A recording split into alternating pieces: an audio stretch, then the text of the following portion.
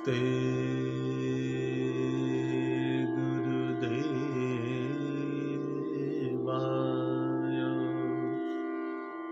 सर्वसिद्धि प्रदायिने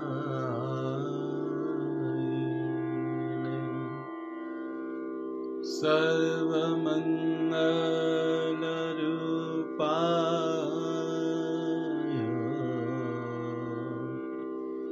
सर्वानंद विधायिने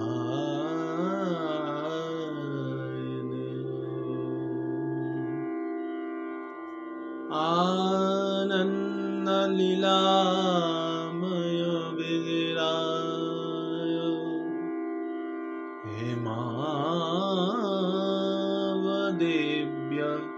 छवि सुंदराय तस्मै महाप्रेम रस प्रदाय चैतन्य चंद्राय नमो नमस्ते नित्यानंद वन्दे कर्णेलम्बितमौक्तिकं चैतन्य अग्रज रूपेण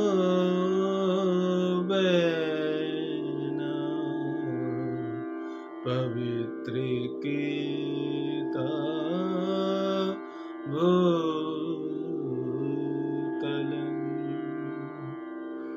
श्री अद्वैतं नमस्तभं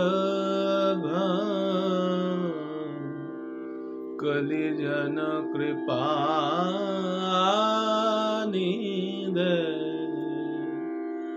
गौरप्रेम प्रदानाय श्री सीतापतये नमः। जयतां सुरतौ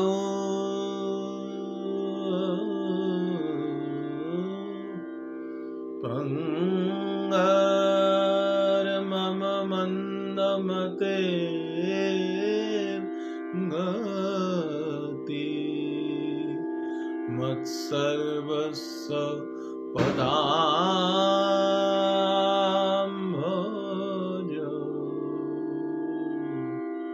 राधा मदन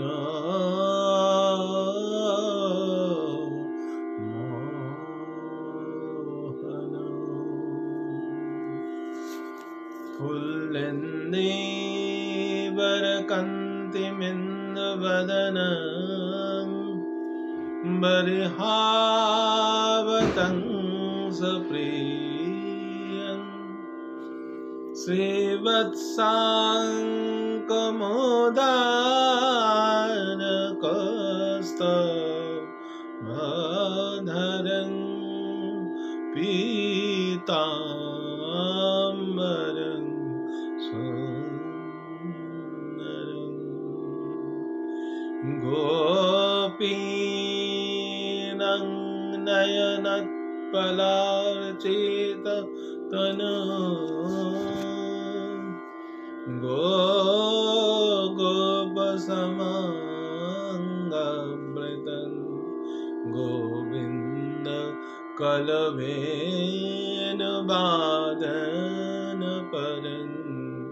दिव्याङ्गभूषं भजे कृष्णाय वासुदेवाय हरये परमात्मने प्रणतक्लेशनाशाय गोविन्दाय नमो नमः। राधा रसेश्वरीं रम्यं गोविन्दं मोहिनी परं वृषभानुसुतां देवीं नमामि श्रीहरिप्रियं श्रियतां श्रयतां नित्यं गियतां मुदा चिन्त्यतां भक्त्या श्रीमद्भागवत अमृतम्। हरे कृष्ण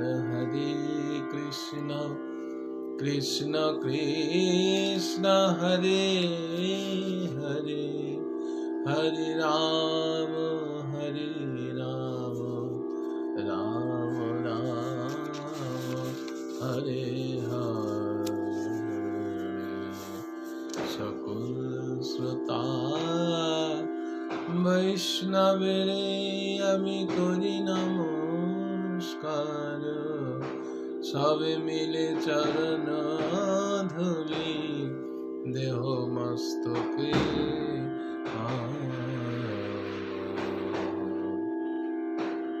শ্রী গুরু প্রেমানন্দ হরি হরি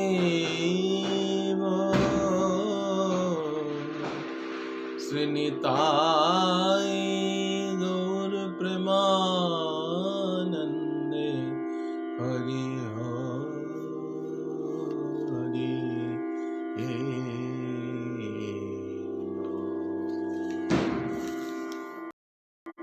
জয় নিতাই, জয় শ্রী গুরুদেব, জয় মদন মোহন। শ্রী শ্রী রাধা মদন মোহনের অপার কৃপা করুণায় আমরা গিরিরাজের মধুর মধুর লীলার সঙ্গে পরিচয় লাভ করছি। ব্রজ বৃন্দাবনে গিরিরাজকে ধারণ করেছেন আমার গিরিধারী। সেই গিরিরাজ লীলায় এত অপূর্ব আস্বাদন, ব্রজজন তাদের নিজ নিজ ভাবনেত্রে এই 7 দিন তারা আস্বাদন করেছেন শ্রী গোবিন্দকে। আর যার জন্য এই আনন্দ উৎসব, সেই ইন্দ্র যিনি এতদিন ঈশ্বর অভিমানিত ছিলেন, তিনি যে দেবতার শুধু নন, দেবতাদের রাজা তিনি ইন্দ্র। তার এই অহংকারে তিনি অন্ধ হয়েছিলেন। অহং আমাদেরকে অন্ধ করে রাখে। যেমন চোখ আছে, কিন্তু যখন চোখে ছানি পড়ে যায় না, দেখবেন চোখ থাকা সত্ত্বেও সেই চোখের দৃষ্টি শক্তি আর থাকে না, তাই না?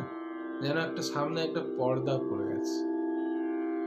ঠিক তেমনি ইন্দ্রের তিনি অভিমান, তার যে অহংকার, আমি স্বর্গাধিপতি, আমি দেবতাদের রাজা, স্বয়ং ইন্দ্র, এই অভিমানে সামনে একটা পর্দা পড়ে গেছে যে স্বয়ং ভগবানের যে লীলা গাথা, স্বয়ং ভগবানের যে স্বরূপ, তিনি যে স্বয়ং প্রভু, এটা যে ব্রজ বৃন্দাবন, ব্রজধাম, স্বয়ং ভগবানের লীলা বিলাসের স্থান একদম ভুলে গেছে। মায়া প্রপঞ্চকের একটা জায়গা ভেবেছেন, সাময়িক মাইক জীব ভেবেছেন, গৃহস্থ, সাধারণ গৃহস্থ ভেবেছেন, সাধারণ একটি বালক ভেবেছেন, এবং ভেবে ভয় দেখিয়েছেন। এবং ভয়, দেখুন, আমরা জীবের একটি স্বরূপ হচ্ছে স্বভাব, সে ভয় পায়। আহার, নিদ্রা, ভয়, মৈথুন, এই 4 লক্ষণ তো জীবের। তো এই 4 লক্ষণের মধ্যে ভয় একটা বড় লক্ষণ। জীব মাত্রই ভয় পায়। তো আমাদের যদি কেউ ভয় দেখান তো আমরা ভীত হয়ে যাই, তাই না? তো ইন্দ্র এই কর্মটাই করেছেন যে এরা শ্রদ্ধাযুক্ত ভাবে তো আমার চরণে প্রপন্ন হলো না, তাহলে এদেরকে এখন ভয় দেখাতে হবে। এমন ভয় দেখাবো যে ভয়ে সবাই আমাকে ছাড়া আর কিচ্ছু বুঝবে না। এর আগে আমি একদিন আপনাদের বলেছিলাম যে তথাকথিত বৈষ্ণবের বেশ ধারণকারী আদিকাল বেশ কিছু বৈষ্ণব নামে তারাও জীবকে এইভাবে আমাদের ভয় দেখিয়ে যান। আমাকে মানবি না তোর এই হয়ে বংশ নির্বংশ হয়ে, আমার কথা যদি না শোনো তাহলে তোমার এই হয়ে যাবে, আমাকে অশ্রদ্ধা করলে তার ফল দেখো কি ভুগতে হচ্ছে, তিনিই স্মরণ করে দিচ্ছেন। তার মানে তুমি আমাকে শ্রদ্ধা করো, পুজো করো, না হলে আমার দ্বারা তোমার এই ক্ষতি হবে। রজগুণী বৈষ্ণবোচিত স্বভাব, বৈষ্ণবোচিত আচার, বৈষ্ণবোচিত ভাব তার ভেতরে পাওয়া যাচ্ছে না।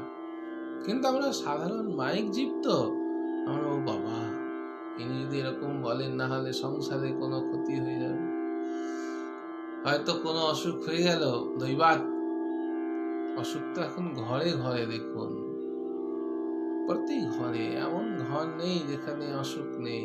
দৈবাত শরীর খারাপ হলো, ব্যাস তার সঙ্গে জুড়ে দিলেন আর কি, ওই যে আমার সঙ্গে এইভাবে করলো, অভিমান অহংকার। হয়তো তিনিও অসুস্থ, কিন্তু তারটা নিজের চোখে তো ধরা পড়ে না। তিনিও হয়তো কারোর কাছে অপরাধ করেছেন, তবে তো তিনিও আরেকজন ভাবছেন যে ওই আমার কাছে এরকম করলো বলে তার বিপদ এই হলো, যে হয়নি তাই। তো বিষয়টা হলো দেখুন অহংকার।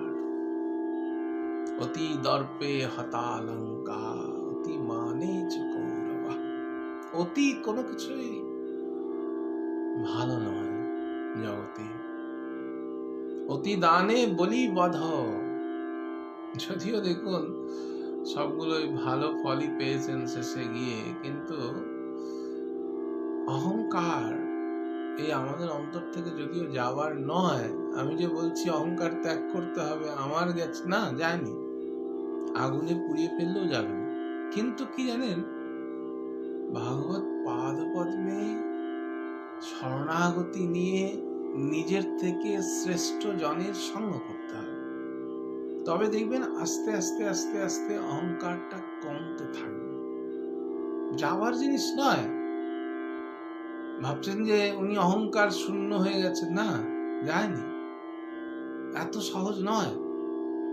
কেউ বলেন উনি ব্রাহ্মণ, ব্রাহ্মণের একটা বড় ওনার অহংকার। ভাই ব্রাহ্মণ কেন, শূদ্র যে সেও তার অহংকার আছে ভাই। আচ্ছা কোনো বর্ণের তার অহংকার নেই, কিন্তু ভজন করছেন, ভজন করলেও তার একটা অহংকার। জানেন আমি 20 বছর ধরে এই কর্ম করছি, আমি 40 বছর ধরে আমি ভজন করি, 1 লক্ষ নাম করি, 2 লক্ষ নাম করি, এত পাঠ করেছি, এগুলো একটা অহংকারই। কিন্তু আবার কেউ আছেন আমি অমুক ধামবাসী, এও তো এক অহংকার। তার মানে আপনি এসে আমাদেরকে, আমি কিন্তু সাধারণ জায়গার বাসিন্দা নই, আমি অমুক ধামের বাসিন্দা, মানে আমার চরণে পড়ে, এও এক সত্য অহংকার। এর ভেতরেও অহংকার আছে। ভাবুন কোন সাধু যদি জিন্সের প্যান্ট শার্ট পরে ঘুরে বেড়ান, তিলক মালা কিছু নেই, মানুষ তাকে, আম জনতা দেখবেন যারা চেনেন না জানেন না, তাকে কিভাবে সম্মান করবেন কি? কিন্তু সাধুর যখন আপনি পোশাক পরছেন, সাধুর বেশ নিয়েছেন, তিলক করছেন, মালা করছেন, সাধুচিত আপনি পোশাক পরিধান করেছেন, হরিনাম জপ করছেন, মানুষ দেখে ভাবছেন ইনি সাধু, সাধু। দেখুন অভিমান শূন্য হওয়া এত সহজ কথা নয়। যত আমরা পাঠ পারায়ণে, সভা মিছিলে সবাইকে বুঝিয়ে দিই যে অভিমান না গেলে কখনো হয় না, অহংকার শূন্য না হলে কখনো হয় না, কিন্তু সত্যি কি কোনো ব্যক্তির দ্বারা অহংকার শূন্য হওয়া সম্ভব? সম্ভব? বিরাট কঠিন কাজ। অহংকার মুক্ত হওয়া সহজ কথা নয়। প্রভুর যদি অহেতুকী করুণা থাকে কোন জীবের উপরে, তবে সম্ভব। একজনকে আমরা দেখছি অভিমান শূন্য নিতাই নগরে বেড়ায়। অভিমান শূন্য হওয়া এত সহজ কথা নয় গো। উপায় ওই একটাই, শ্রেষ্ঠ জনের সঙ্গ করতে হবে, গুরু কৃপা চাই, মদন মোহনের অশেষ করুণা চাই, তবে যদি কোন জীবের সম্ভব হয়। চেষ্টা দ্বারা নয়, পাণ্ডিত্য দ্বারা নয়, একমাত্র প্রভুর কৃপা করুণা, অহেতুকী কৃপা করুণা চাই, হেতুযুক্ত নয়। যে এত লক্ষ হরিনাম করে এই জন্য, এই বৃন্দাবনে এত বছর বাস করেছেন এই জন্য, নবদ্বীপ ধামে বাস করেছেন এই জন্য, এত গ্রন্থ আদি পারায়ণ করেছেন এই জন্য, কোনো কারণে কোনো হেতুতে হয় না। এক অহেতুকী যদি কৃপা করেন আমার প্রভু, তার কৃপা করুণা দ্বারাই সম্ভব, নচেৎ নয়। যাবার জিনিস নয় এটি। সেই যেমন কয়লা খণ্ডকে আপনি যতই ঘষতে থাকুন, ঘষতে ঘষতে একটা সর্ষের পরিমাণও যদি আসে, তাও দেখবেন সাদা কাগজে যদি দাগ দেওয়া যায়, সেও কিন্তু কালো দাগি দেবে, সাদা দেবে না। তেমনি আমাদের এই অহংবোধ যাবার নয়, যাবার নয়। এক প্রভু যদি অহেতুকী কৃপা করুণা করে নিয়ে যান, তবে সেখানে ইন্দ্র, তিনি তো দেবতাদের রাজা, আমাদের মতো এরকম ক্ষুদ্র জীব, যার কোনো মূল্য নেই, যার কোনো জায়গা নেই অভিমান দেখাবার, সব জায়গা থেকে বিচার যদি করেন আমরা দাসত্ব করছি, সেইখানে দাঁড়িয়েও আমাদের এত অভিমান, এত অভিমান, অহংকার। কিন্তু যার অহংকার করার মতো জায়গা রয়েছে, সে তো করবেই, সে তো করবেই। কোন ভক্তকে প্রতিদিন আরতি পান সবার আগে, একদিন কোনো কারণে নতুন ভক্ত আরতি নিয়ে এসছেন, আরতিটা যদি প্রথম না দেন, দেখুন তার অন্তরে ব্যথা হয়েছে, কি আমাকে আরতি দিচ্ছেন অন্যজনকে। দেখুন আমাদের অন্তরে ব্যথা লেগে গেল, কিন্তু খুব ক্ষুদ্র বস্তু একটা। তো বিচার যদি করা যায়, অহংকার মুক্ত হয়, তো সহজ কথা নয়। থাকবেই, থাকুক, আমার প্রভুই যোগ্য, যদি সেরকম মহৎ কৃপা হয়, তবেই যাওয়ার বস্তু। তো ইন্দ্রেও, তিনি তো স্বর্গাধিপতি, সমস্ত দেবতা হচ্ছে তার অধীনস্থ। তো তিনি প্রতি বৎসর ব্রজে এরকম পুজো পেয়ে থাকে, যজ্ঞ করেন ব্রজবাসীরা। আজ হঠাৎ পাননি তো ক্রোধ হবে, রজগুণী তো ক্রোধ হবে। সেই ক্রোধে তার সর্বশক্তি প্রয়োগ করেছিলেন, যে ভয় পেয়ে যেন আমার কাছে সবাই শরণাগতি নেয়, এবং এই বৃন্দাবনবাসী, এই ব্রজ কাননের সাধারণ একটা বনবাসী জীব, তাদেরকে ভয় দেখাতে হবে। তো ভয় দেখিয়ে গোটা ব্রজ বৃন্দাবন তছ নছ করে দিয়েছেন, একদম তার সর্বশক্তি প্রয়োগ করেছে।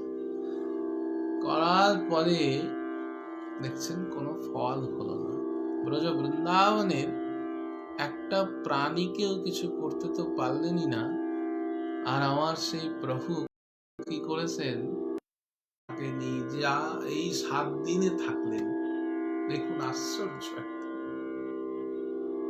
সর্ব জয় নিতাই, জয় নিতাই, সর্বশক্তি প্রয়োগ করেছেন। কিন্তু চরম দুঃখে থাকার কথা,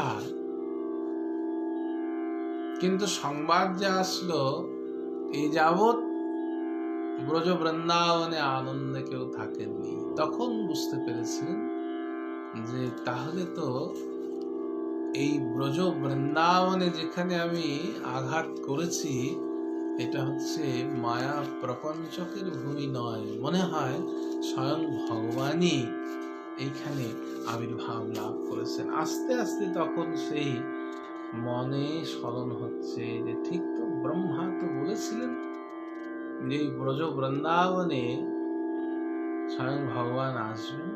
আস্তে আস্তে মনে পড়ছে, কেননা দেখুন গৌড়ীয় বৈষ্ণব আচার্যগণ যেমন ভগবত স্বরূপের যেমন বিচার করেছেন, ঠিক তাদের লীলার এবং বিগ্রহ পরিকর আদি যারা আছেন তাদের চিন্ময়ত্ব বা নিত্যতা স্থাপন করেছেন। কিন্তু যেমন ঠিক তেমনি যেমন শ্রী ভগবানের নিত্যত্ব বা চিন্ময়ত্ব করেছেন, ধামের করেছেন, লীলার করেছেন, ঠিক ভগবান ধাম সম্পর্কেও একই করেছেন। কিন্তু শ্রীধাম যে এই কিন্তু সাধারণ মাইক জগতের কিন্তু নয়, এও নিত্যতা প্রদান করেছেন আমাদের আচার্যগণ।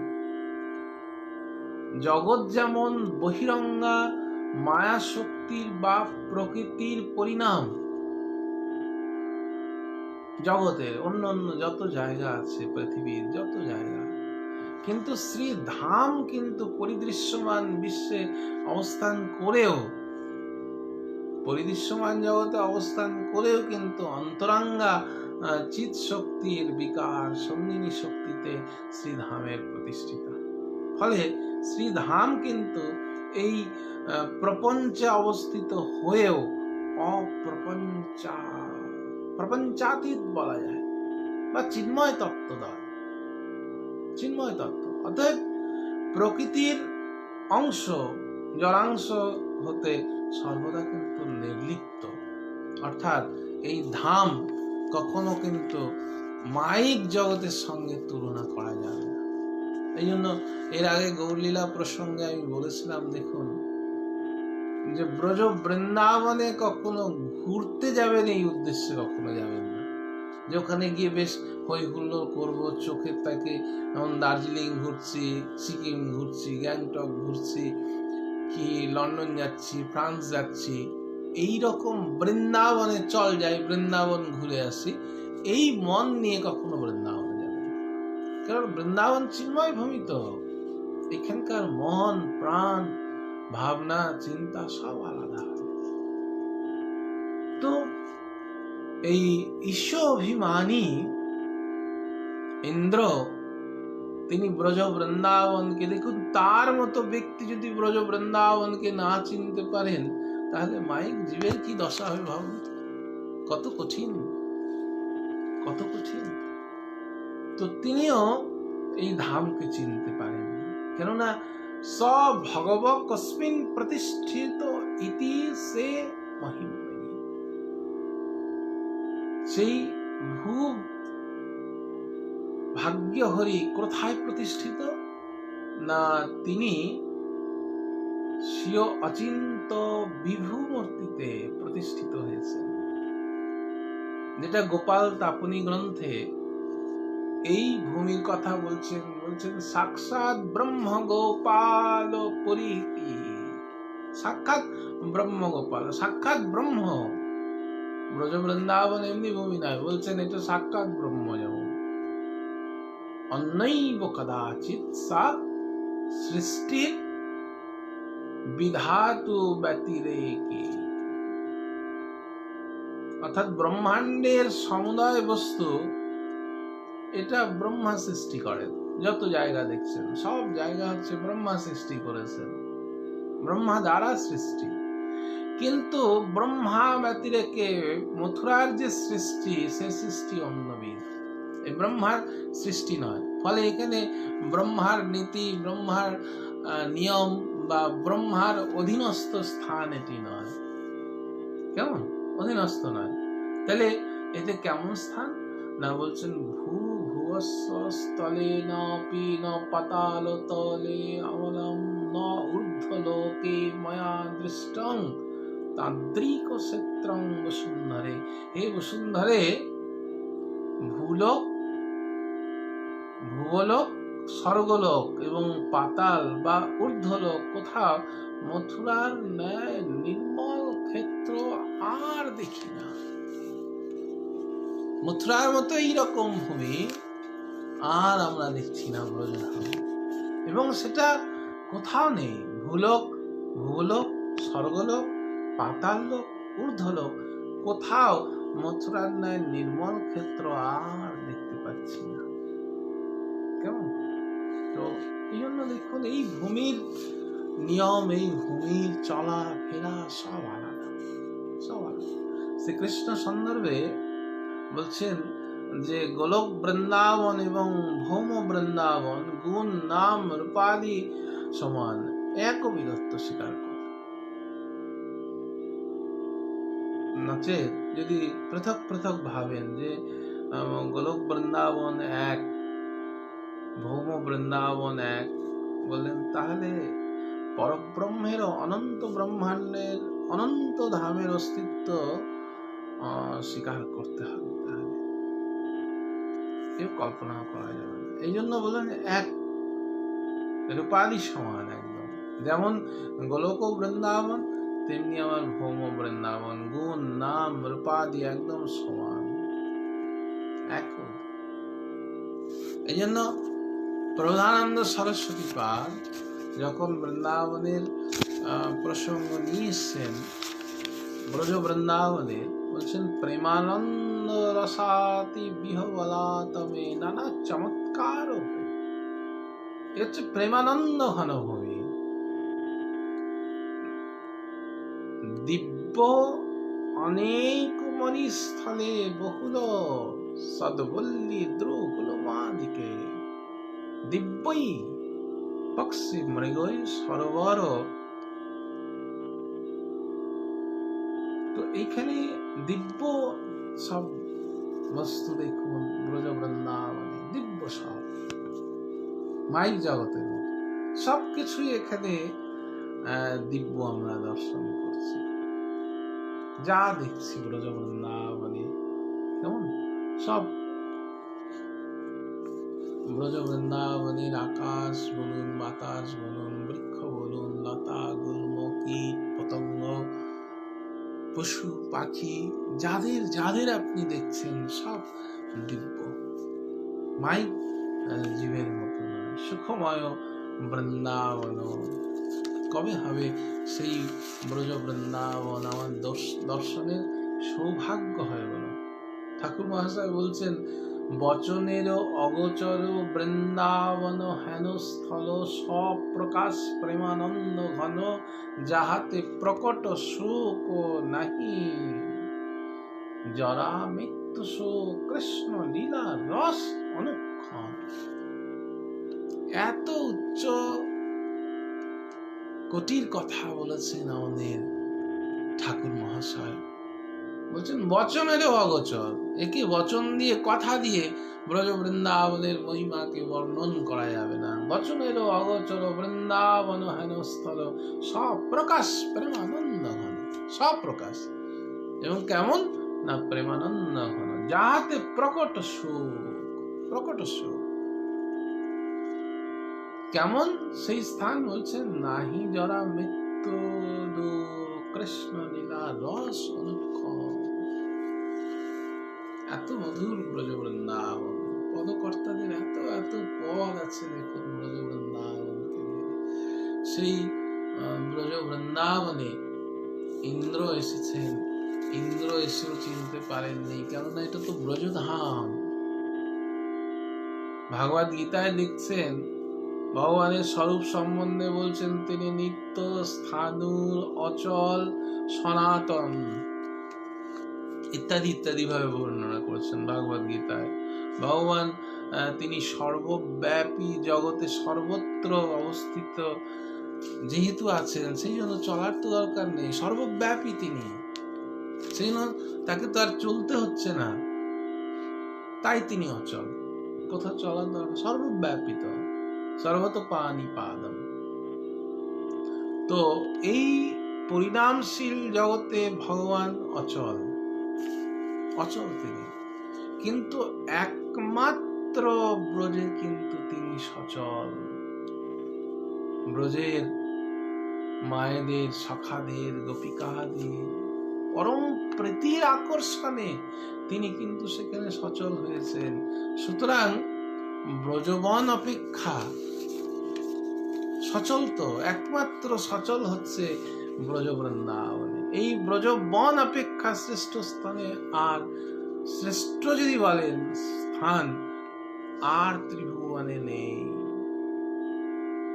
এই জন্য এই ব্রজবনে যে কোনো প্রকার জন্ম, কীট বলুন, পতঙ্গ বলুন, পশু বলুন, পক্ষী বলুন, বৃক্ষ বলুন, লতা বলুন, গুল্ম বলুন, মনুষ্য বলুন, যারা যারা এখানে জন্মগ্রহণ করছেন সেই তারা কিন্তু শ্রেষ্ঠ জন্ম লাভ করছেন, সর্বশ্রেষ্ঠ। তদ্ভূরি ভাগ্যমিহ জন্ম কিমপটবাং। ব্রহ্মা বলছেন তদ্ভূরি ভাগ্য, অভাগ্যম তাদের, কেমন অভাগ্যম। যদ গোকুলে অপি কত গৃহজ অভিকা কত মাং গৃহজ অভিষেকম। এই ব্রজরসে, ব্রজরাজে জন্মগ্রহণ মানে কি ব্রজ রস প্রাপ্তি। এই সৌভাগ্য তো আপনি আর কোথাও প্রাপ্তি হতে পারবেন। তো এই ঈশ্বর মানি যে ইন্দ্র, দেখুন তিনি এই তত্ত্বটা ভুলে গেছিলেন যে আমি ব্রজ বৃন্দাবনে আছি। আমি কোথায় আঘাত করেছি না, এই ব্রজ বৃন্দাবনে। যে ব্রজ বৃন্দাবন ইদং ধামৈব, ইদং বৃন্দাবনম মম ধামৈব কেবলম। ভগবান যাকে একমাত্র নিজের বলে দাবি করেন, যে ভূমিকে, সেই ভূমিতে আঘাত করেছেন। তবে গোবিন্দ তিনি দেখালেন, হে ইন্দ্র, তোমার যত শক্তি, সেই শক্তিটা কিন্তু ব্রজ বৃন্দাবনের কোন শক্তি তোমার কাজে আসলো না। ব্রজ বৃন্দাবনে কেমন কোন কাজে আসলো না। যখন সর্বশক্তি ব্যর্থ হয়েছে, তখন তার স্বরূপটা জেগেছে। কার উপরে আঘাত করছে, ইনি কে? তখন দেখছেন, আরে ইনি তো সেই সাধারণ দুগ্ধ পোষ্য বালক নয়, ইনি তো আমার সেই প্রভু, যিনি ব্রজ বৃন্দাবনে লীলা বিলাস করবার জন্য আবির্ভূত হয়েছেন। হায়, আমি কি ভুল করলাম, আমি এই আমার প্রভুর উপরে আক্রমণ করেছি।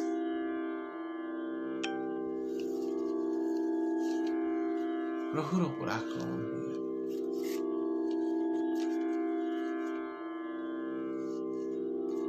আমার প্রভু কিন্তু আনন্দেই আছেন, মহা আনন্দে, বিন্দুমাত্র ক্ষোভ হয়নি এখনো।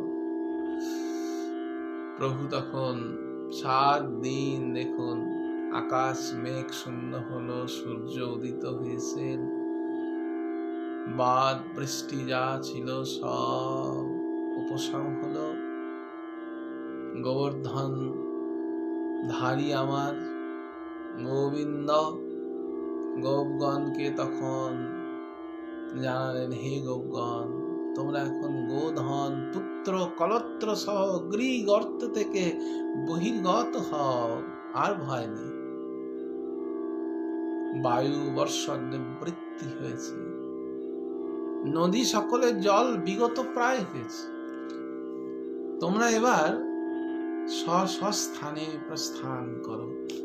ব্রজজন ভুলেই গেছেন যে এই 7 দিনে এত অত্যাচার হয়েছে ব্রজে। যখন বেরোলেন, বেরিয়ে দেখছেন যেমন ব্রজ বৃন্দাবন ছিল ঠিক তেমনি আছে ব্রজ বৃন্দাবন, কিচ্ছু হয়নি। যেন মনে হলো একটু স্বপ্ন দেখছিলাম আমরা। এত যে অত্যাচার হয়েছে, কিন্তু তাতে কোনো প্রকাশ এখানে দেখা যাচ্ছে না। এরপরে সবাই যখন বেরিয়ে গেলেন, এক এক করে সবাই সবার জায়গায় চলে গেলেন। সব ব্রজ বৃন্দাবন একদম শান্ত স্নিগ্ধ, যেমন ব্রজ বৃন্দাবন ছিলেন ঠিক সেইভাবে হলেন। ঠিক তখন ভগবান পিতং শৈলং স্বস্থানে পূর্ববৎ প্রভু, ভগবানও কি করলেন, তারপর সেই যে পর্বত যেটা তুলেছিলেন সেটা স্বস্থানে পূর্ববৎ, পূর্ববৎ যেমন গিরিরাজ ছিলেন সর্বভূত সমক্ষে, সেই পর্বতকে স্বস্থানে তিনি পূর্বের ন্যায় অবলীলাক্রমে স্থাপন করে দিলেন। পশ্যতাং সর্বভূতানাং স্থাপয়ামাস লীলয়া। তো সেই পূর্ববৎ স্বস্থানে তিনি শৈল যে ছিল অর্থাৎ গিরিরাজ, তিনি কিন্তু আবার তিনি পূর্ববৎ সেই গিরিরাজকে স্থাপন করে দিলেন। এবং ব্রজবাসীগণ যারা, তারা প্রেমবেগে পূর্ণ অযাচিত আলঙ্কান আদি দিয়ে শ্রীকৃষ্ণের নিকট গমন করলেন। গোপীগণ সস্নেহে পরম হর্ষে তারা পুজো আদি করলেন, দধি অক্ষত দ্বারা আশীর্বাদ প্রয়োগ করলেন। যার যেমন ভাব, যশোদা, রোহিণী, নন্দ বাবা আমার, বলরাম আদি যারা যারা ছিলেন স্নেহ কাতর হয়ে শ্রীকৃষ্ণকে আলিঙ্গন করলেন, আশীর্বাদ করতে লাগলেন। এই রকম বিপদ থেকে ব্রজ বৃন্দাবনকে রক্ষা করেছেন আমার পুত্র নন্দ মহারাজ। একদম গদগদ হয়ে গেছেন, কেননা পুত্রের উন্নতিতে বলতে পারেন, পুত্রের সফলতায় পিতার সবচাইতে বড় আনন্দ পিতা মাতার, তাই না? তো ব্রজজন তারা সবাই যখন নন্দ মহারাজকে বলছেন, নন্দ আজ তোমার পুত্রের জন্য আমরা রক্ষা পেলাম। কেউ বলছেন, মহারাজ আপনার এই বাল গোপালের জন্য আমি রক্ষা পেলাম। কেউ বলছে, কানহা যদি না থাকতো আজকে আমরা ব্রজ বৃন্দাবনে কোথায় ধুয়ে মুছে চলে যেতাম। তো সবার প্রশংসা বাক্য যখন পাচ্ছেন নন্দ মহারাজ আদি, মা যশোদা, তারা বড় আনন্দিত, গদগদ হয়ে আছেন একদম। স্বয়ং গোবিন্দ প্রসন্ন বদন হয়ে আছেন। এবং সেই সময় স্বর্গের দেবগণ, সিদ্ধ যারা, সাধ্য, গন্ধর্ব আদি যারা, তারাও তুষ্ট হয়েছেন প্রভুর এই লীলা দর্শন করে, বড় আনন্দিত। তারাও প্রভুর পাদ পদ্ম চিন্তন করে উপর থেকে পুষ্প বৃষ্টি বর্ষণ করছেন। বাল গোপালের জয় হোক। এমন সুন্দর লীলা দর্শন করার সৌভাগ্য হলো, যে সৌভাগ্যে আজ তারা আনন্দিত, আহ্লাদিত হয়ে আছে একদম। জয় নিতাই, জয় নিতাই, জয় নিতাই, জয় নিতাই।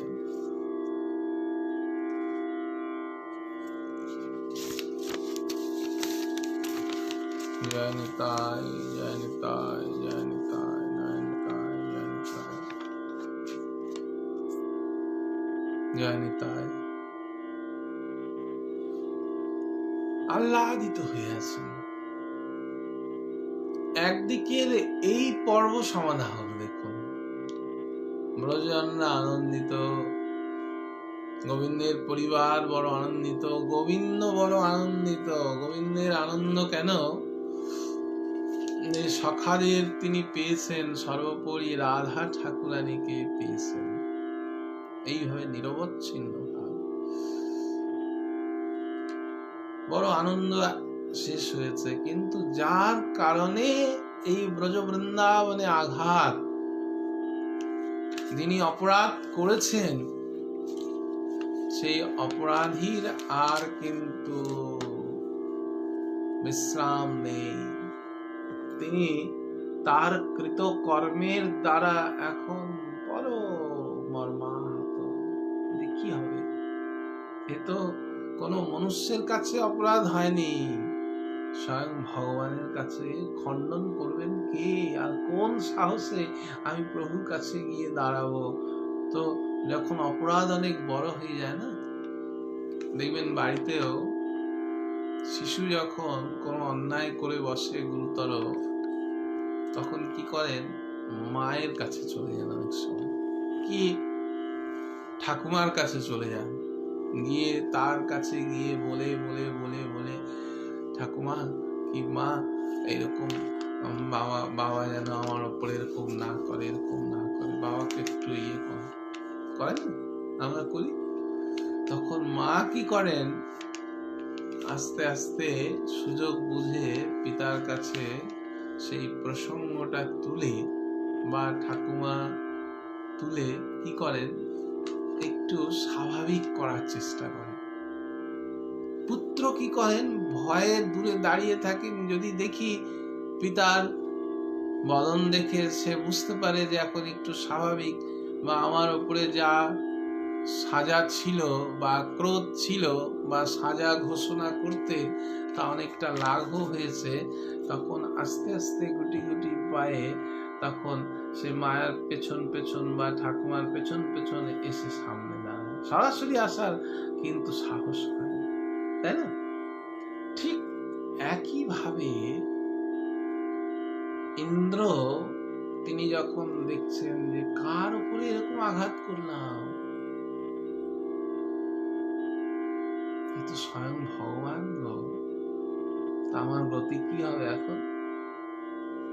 তো যখন কোনো গতি নেই, তখন অগতির গতি যিনি,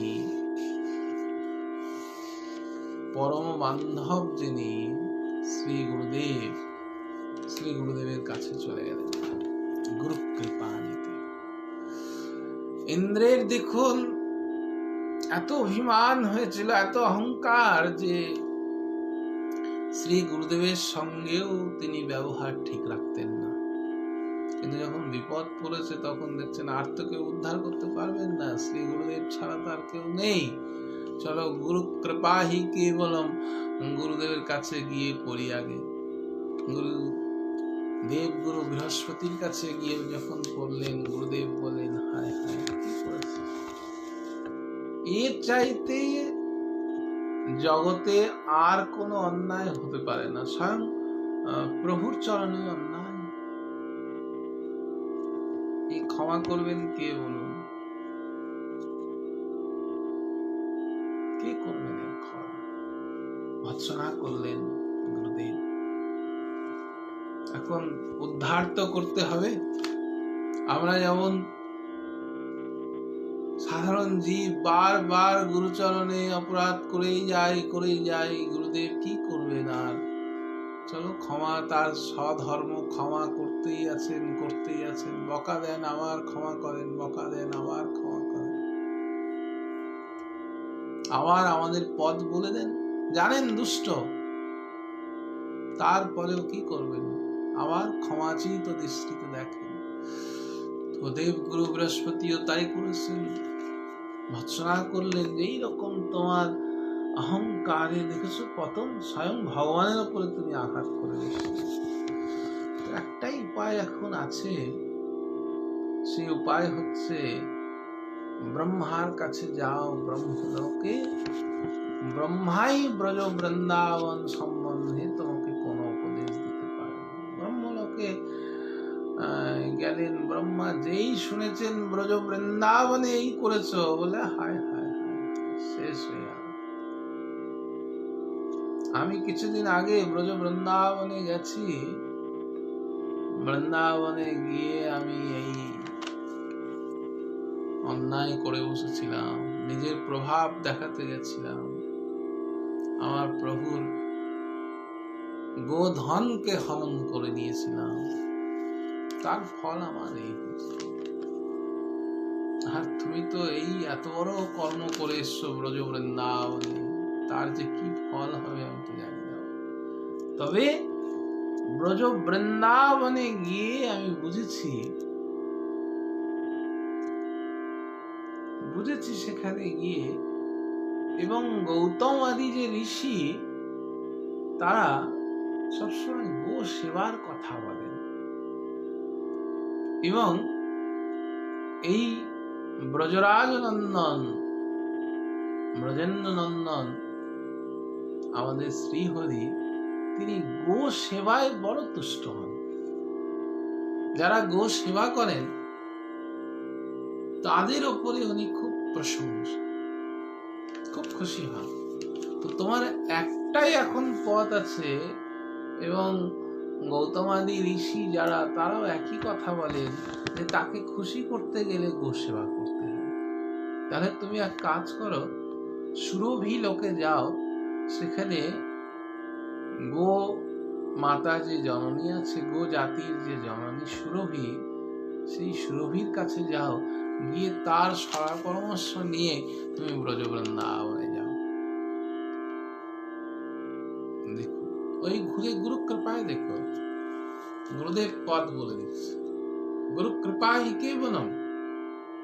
এই জন্য দেখুন, ভক্তি মার্গে কখনোই কোনো অবস্থাতেও আমাদের কর্ম এমন হবে না যার দ্বারা শ্রী গুরুদেবের প্রীতি আমাদের নষ্ট হয়ে যায়।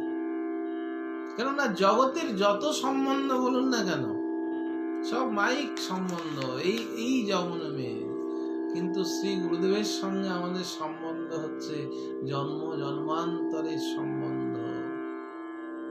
ওই যেমন একদিন উদাহরণ দিয়েছিলাম, দেখুন ট্রেনে করে আমরা যখন যাই দূরে, একদিন দুদিন ধরে, তো ট্রেনের সহযাত্রী তাদের সঙ্গে এমন ভাব হয়ে যায় যে মনে হয় তারা কত আপনজন, কত বন্ধু, কত আত্মীয়, তাই না?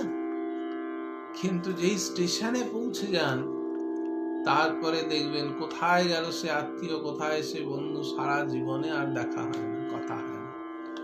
কিন্তু যতক্ষণ ট্রেনের কামরায় ছিলাম মনে হচ্ছিল যেন কত আপন, তাকে না দেখলে দাদা ফোন করব, প্রতি সপ্তাহে কথা হবে, কত কিছু, কত কত বার্তালাপ। কিন্তু দেখুন স্টেশনে যেই পৌঁছে গেলেন সবাই নিজের নিজের মতো করে চলে গেল, সারা জীবনে আর বার্তালাপ নেই, কথাও নেই। কিন্তু নিজের যে পিতা এবং মাতা ট্রেনে থাকুক না থাকুক, নিজের পুত্র কন্যা ট্রেনে থাকুক না থাকুক, আপনার সঙ্গে সম্বন্ধ কিন্তু থাকছেই, তাই না? থাকছেই। ঠিক সেই রকম শ্রী গুরুদেবের সঙ্গে আমাদের শুধু এহ জন্মের নয়, জন্ম জন্মান্তরের সম্বন্ধ। আর বাকি যত সম্বন্ধ আপনি দেখছেন সব ওই সম্বন্ধ, স্টেশন আসা পর্যন্ত, মানে যতদিন আমি বেঁচে আছি ততদিনই। মৃত্যুর পর এই সম্বন্ধগুলো সব শেষ। থাকবে শুধু গুরুদেবের সঙ্গে সম্বন্ধ, থাকবে শুধু মদন মোহনের সঙ্গে সম্বন্ধ। তাহলে আমাদের উচিত কি? আমাদের উচিত শ্রী গুরুদেব এবং মদন মোহনের সঙ্গে কোনো অবস্থাতেই এই ব্রহ্মাণ্ডের এমন কোনো বিষয় থাকবে না, এই ব্রহ্মাণ্ডের এমন কোনো ব্যক্তি থাকবে না, এই ব্রহ্মাণ্ডের এমন কোনো ঘটনা থাকবে না যে ঘটনা, যে ব্যক্তি বা যে বিষয়ের জন্য আমার সঙ্গে আমার শ্রী গুরুদেবের সম্বন্ধ খারাপ করুন, আমার সঙ্গে আমার মদন মোহনের সম্বন্ধ খারাপ করুন। গুরুর সঙ্গে সম্বন্ধ খারাপ মানেই তো মদন মোহনের সঙ্গে সম্বন্ধ খারাপ, কেননা গুরু তার কৃপাতেই কিন্তু মদন মোহনের কৃপা। যস্য প্রসাদাৎ ভগবৎ প্রসাদ, যস্য প্রসাদং ন গতি কুতয়োপি। তো মদন মোহন যে কৃপা করবেন সেটা কিসে না, যস্য প্রসাদাৎ ভগবৎ প্রসাদ। তো এই দেখুন এখানেও গোবর্ধন লীলাতেই ইন্দ্রকে যে পথ দেখাচ্ছেন, ইন্দ্রকে যে আজকে এগিয়ে দিচ্ছেন, ইন্দ্র যে আজ এই অপরাধ খণ্ডনের জন্য আসছেন, মূলে কিন্তু গুরু কৃপা। গুরুদেব পথটা বলে দিলেন, আর কেউ নেই। এত যে দেব দেবী, এত শক্তি, তার কোনো শক্তি কাজে লাগছে না, কোনো দেবদেবী কাজে লাগলো না। উনি কোথাও যাননি যে এই পবনদেব বলো, এই বরুণদেব বলো, এই সূর্যদেব বলো, এই তুমি বলো, অমুক বলো, কি করা যায় না। গিয়ে কিন্তু ঠিক গুরুদেবের কাছে গিয়ে হাজির হলেন, এবং শ্রী গুরুদেব রুষ্ট তো হবেন। আমরা কর্ম যা করব সেই কর্মে গুরুদেব হচ্ছেন আমাদের শাসক। দেখুন, তিনি দেবতাদের রাজা, তার উপরে বলার অধিকার কারণ নেই, কিন্তু গুরু কিন্তু সর্বোপরি। তিনি কিন্তু তাকে ভৎসনা করছেন, আম জনতা তাকে ভৎসনা করছেন না। দেব দেবী তাকে মাথায় তুলে রাখছেন, কেননা তিনি তো রাজা। কিন্তু গুরুর কাছে কিন্তু তিনি ছোট শিশু। এবং অন্যায়টা কোনো দেব দেবীর কাছে ধরা পড়ল না। আশ্চর্য দেখুন, বরং দেব দেবীকে যা যা আদেশ করলেন তারা তাই করলেন। কিন্তু গুরুদেব যখনই শুনেছেন, গুরুদেব কিন্তু আদর করেননি, গুরুদেব সঙ্গে সঙ্গে ভৎসনা করছেন। কি করেছো এটা?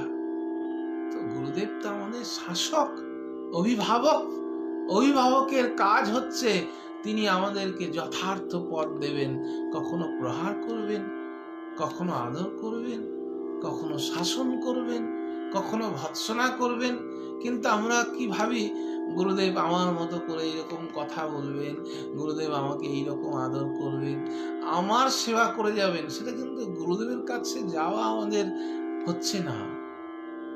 কেন গুরুদেব, শ্রী গুরুদেব আমার প্রতি কিরকম ব্যবহার রাখবেন, আমার প্রতি কিরকম কথা বলবেন, তিনি আমাকে কি নির্দেশ দেবেন, আমাকে কি পথ বলবেন, আমার উপরে তার আদেশ কিভাবে থাকবে, এটা সম্পূর্ণ তার নিজস্বতা। এর উপরে কখনো মাতব্বরি করতে যাবেন না, কখনো নয়। এই গুরু কৃপা হি কেবলম। দেখুন, গুরু কৃপাতে পথ কিন্তু বেরোলো, একটা পথ বেরোলো।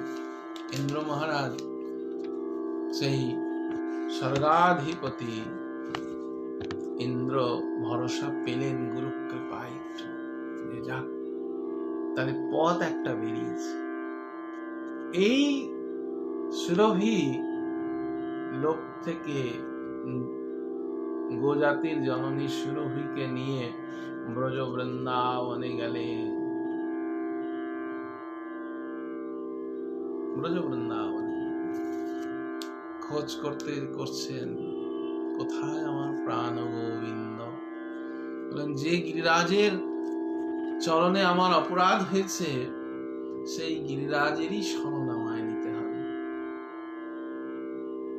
গিরিরাজের চরণে শরণ নিলেন, যে হে গিরিরাজ, তোমার উপরেই আমার এত আঘাত। এই ব্রজ বৃন্দাবনে আমার মতো দুরাচারী, হীনাচারী আর কেউ নেই। আমি স্বয়ং ভগবানকেও চিনতে পারিনি, আমি স্বয়ং ভগবানকেও বুঝতে পারিনি, আমি স্বয়ং ভগবানকে আমি ধরতে পারিনি। আমার মতো নিকৃষ্ট আর কে আছে বলুন? তবে আমার প্রভু তো অশেষ কৃপা তার, সেই কৃপায় একমাত্র ভরসা। যদি তিনি কৃপা করে আমাকে তিনি দর্শন দেন, অপরাধ ক্ষমা করেন, কিন্তু নিজে আসার সাহস নেই। ওই যে আমরা যেমন ছোট্ট শিশুরা যেমন মায়ের পেছনে দাঁড়িয়ে থাকি, সামনে মাকে এগিয়ে দিই, যে তুমি যাও, বাবা এখন কি বলবেন, আমাকে কি শাসন করবেন, তুমি সামনে থাকো, আমি পেছনে থাকবো। ঠিক ইন্দ্রও কিন্তু আজ এই সুরভি মাকে এগিয়ে দিয়েছেন, দিয়ে আজকে তিনি পেছনে দাঁড়িয়ে আছেন। কিসের অপেক্ষা? আমার প্রাণ গোবিন্দের অপেক্ষা করছে। তো যেমন অন্যায় হলে তিনি বড় কঠোর হয়ে যান, ক্রুদ্ধ হয়ে যান, কিন্তু গোবিন্দের ভাব কি হবে, ইন্দ্রের সঙ্গে গোবিন্দের এই ভাবের বিনিময় কি হবে, সেইটা আমাদের কাছে বড় আস্বাদ্য বিষয়। কেননা ব্রহ্মা আমার প্রভুর গো মাতাদের হরণ করেছিলেন সেই ব্রহ্মমোহন লীলায় বহু স্তুতি করেছেন বহু ভাগবতী, কিন্তু গোবিন্দ তিনি মুখ তুলেও তাকাতেন, কথা তো অনেক দূরের কথা। এত ক্রুদ্ধ হয়েছেন প্রভু আমার যে ব্রহ্মার দিকে তাকিয়েও দেখলেন না। আর ইন্দ্র তো সেইখানে ব্রজধামকে তছনছ করে দিয়েছে, ভাবুন, শেষ করে দিয়েছিলেন একদম। ব্রজে একটা গৃহ ছিল না, একটা বৃক্ষ দাঁড়িয়ে ছিল না। তো সেই ব্রজ বৃন্দাবনের আঘাতকারীকে, ইন্দ্রকে, গোবিন্দের সাজা কি হবে, গোবিন্দ তিনি তাকে কিভাবে সাজা দেবেন বা তার উপরে কি দণ্ড তিনি দেবেন, তা আমরা আগামীকাল প্রভুর কৃপা হবে আস্বাদন করব। আজকের মতো আমরা এখানেই বিশ্রাম রাখছি। জয় নিতাই, জয় গৌর। হরে কৃষ্ণ কৃষ্ণ কৃষ্ণ হরে হরে, হরে রাম রাম রাম হরে হরে। জয় নিতাই, জয় গৌর। আবার আগামীকাল দর্শন হচ্ছে আপনাদের শ্রী চরণারবিন্দ। জয় নিতাই, জয় মদন মোহন, জয় শ্রী